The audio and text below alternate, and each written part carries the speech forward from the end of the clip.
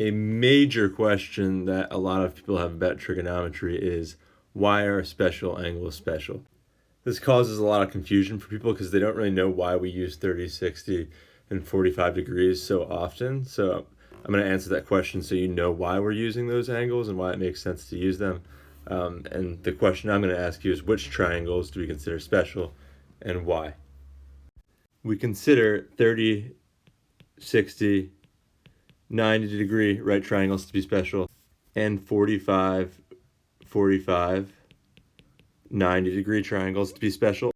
And they're special for a couple of reasons. And one of them is because we can get them from regular polygons. We could derive the relationship of their sides from regular polygons, and because their ratios will be simple to work with and will help us understand and conceptualize a lot of the harder concepts in trigonometry.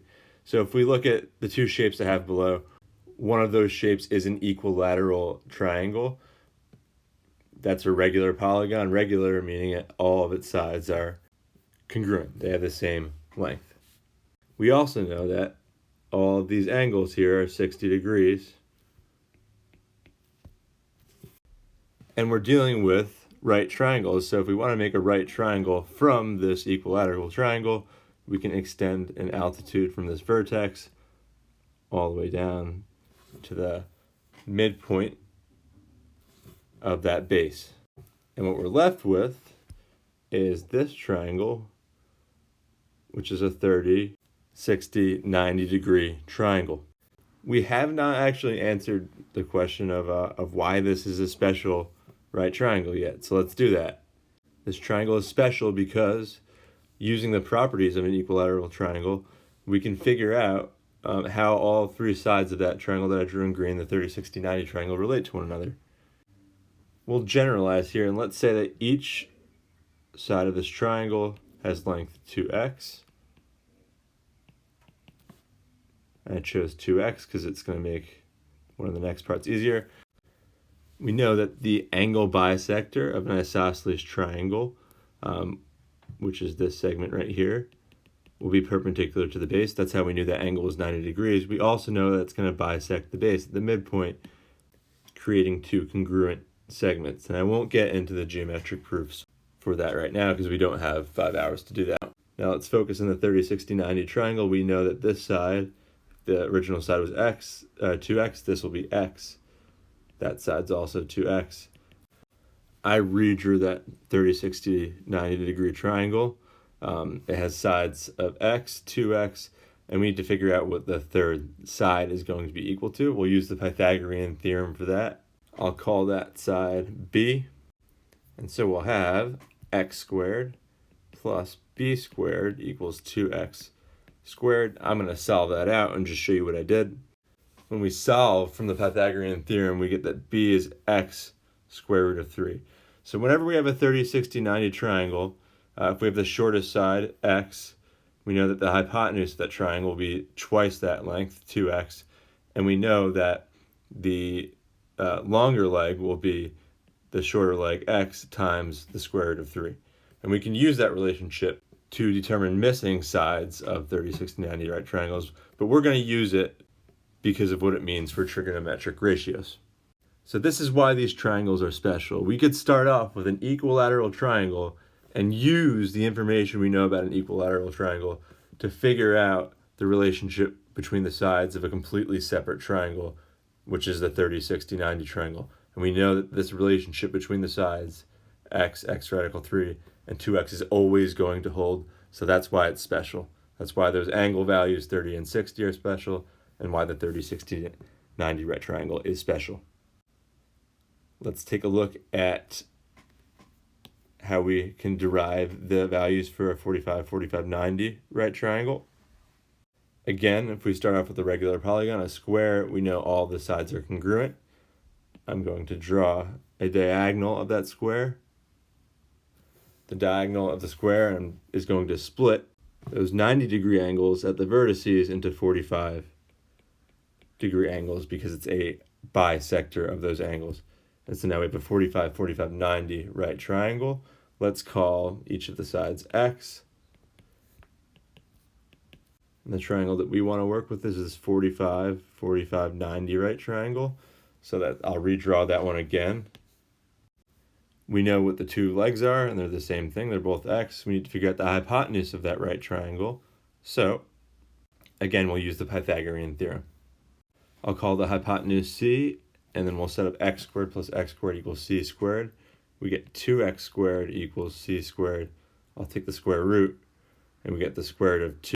2 times x is going to be equal to c, and I'll write that as x squared root of 2 equals c. So that tells us another pretty amazing thing, that if we have a 45, 45, 90 right triangle, we know that the two legs will be the same, the non-hypotenuse sides will be the same, and we know that if we have the legs, that the hypotenuse is going to be one of the legs, in this case x, times the square root of 2. And that relationship always holds, and then again, that's special because that came from a square. Just using the information that we knew about a square and a little bit of geometric theory, we were able to come up with that relationship that holds always and forever. And you'll notice that in each of these examples, yes, we started off knowing really only one angle in the triangle, and because these were special types of triangles and squares, we were able to get another angle, in this case 30. In this case, we knew that the diagonal of the square would bisect its vertices, which gave us another angle of 45 degrees. That's not always the case. Let's say we start off with a rectangle that has sides of 3x and 4x, just because we're generalizing. Okay, and we want to construct a right triangle, so we make that diagonal there. At this point, well, we know we've got a right triangle, but in this scenario, we don't actually know what these angle measurements are. We could figure them out. We could use trig to figure them out, right? Like if we do the tangent, let's call that angle theta. Tangent of theta equals 3/4. We could do inverse tan of 3/4. And that gets us an angle of 36.86 repeating degrees. And I'll borrow a phrase here from my colleague Sheila Chasen. That's not really a friendly angle, right? The thing about special right triangles and their angles and their ratios is that they're friendly. These are integers, integer values. And the sides of the triangles that those angles inhabit end up having relationships that can be expressed really simply just using square root of 3, square root of 2, and a couple of other integer values. And so that's why we work with them, is because they allow us to express our angles exactly and our side ratios exactly. Whereas other triangles and angles don't. Like as we saw here, 36.86 infinitely repeating, we're not going to be able to easily express that as an exact value. And that really is the only reason. So if you're getting confused about why we're using 30, 60, 45, it's just because they provide us with examples of numbers that are easy to work with, which we can then go ahead and build concepts off of. And that's why. So here are a couple of review problems just to get you used to working with those side ratios again for the special right triangles.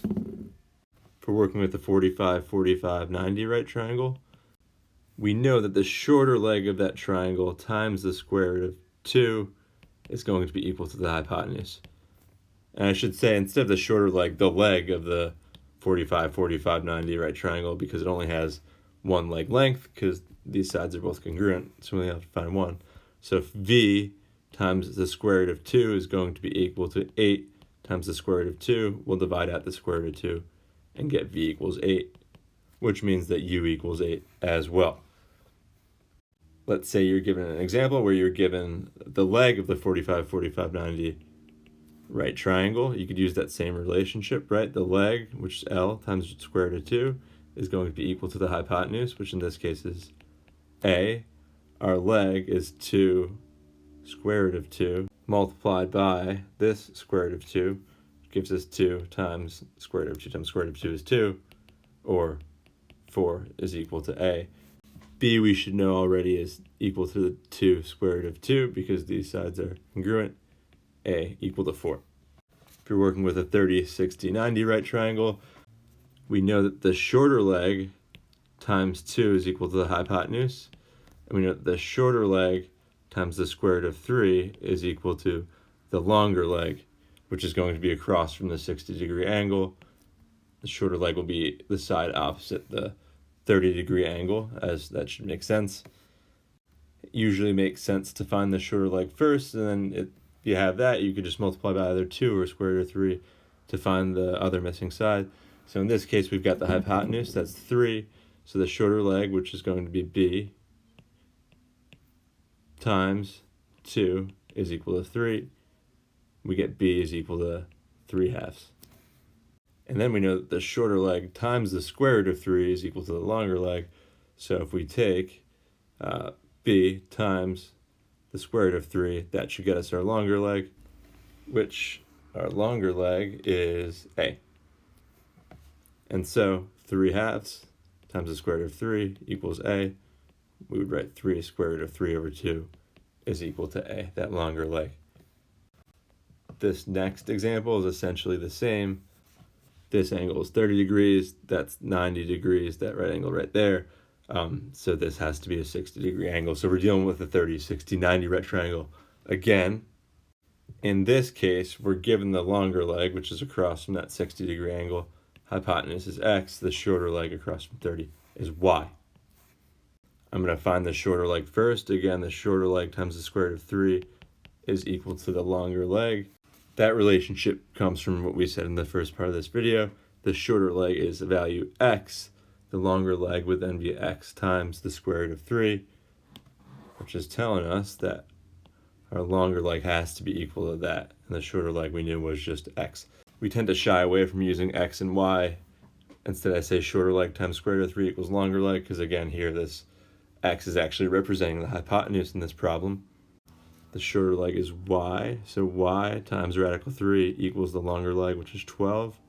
So we'll divide out the square root of 3. 12 over square root of 3.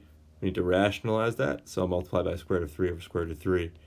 The shorter leg y is equal to 12 square root of 3 over 3, which is 4 square root of 3. Now once we have that, we know that the shorter leg, which is y, times 2 will be equal to the longer leg, which is x. So 8 radical 3 is equal to x.